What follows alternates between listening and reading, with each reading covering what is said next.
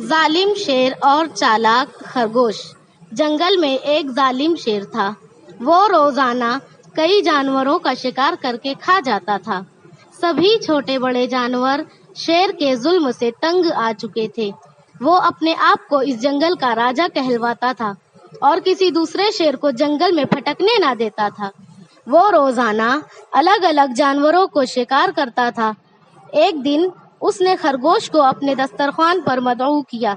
صبح سے دوپہر ہو گئی لیکن خرگوش شیر راجا کے دربار نہ پہنچا تو اسے بڑا غصہ آیا۔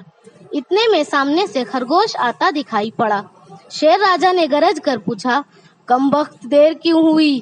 خرگوش نے بتایا کہ مہاراج، آپ ہی کی طرح ایک دوسرا شیر وہاں کنویں میں چھپا بیٹھا ہے اور کہتا ہے کہ آج سے میں اس جنگل کا راجا ہوں، اب میرا حکم چلے گا۔ یہ سن کر شیر راجا بے حد غصہ ہوا اور خرگوش سے کہا، چل مجھے بتا وہ کہاں چھپا بیٹھا ہے۔ قریب ہی ایک کنویں کے پاس اسے خرگوش لے گیا۔ کنویں کی منڈیر پر شیر کھڑا ہو گیا۔ تب کنویں کے پانی میں اسے اپنا عکس نظر آیا۔ شیر اپنے ہی عکس پر دہاڑنے لگا، جس کی آواز ٹکرا کر کنویں سے باہر آئی تو چالاک خرگوش نے شیر سے کہا، مہاراج، وہ تو آپ پر دہاڑ رہا ہے، یہ تو پورے جنگل کی توہین ہے، آپ فوراً اسے سبق سکھائیں۔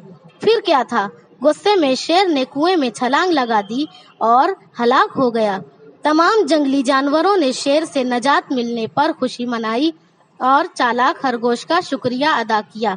نتیجہ، بہادری اور چالاکی کے ذریعے کمزور بھی ظالم کو زیر کر سکتا ہے۔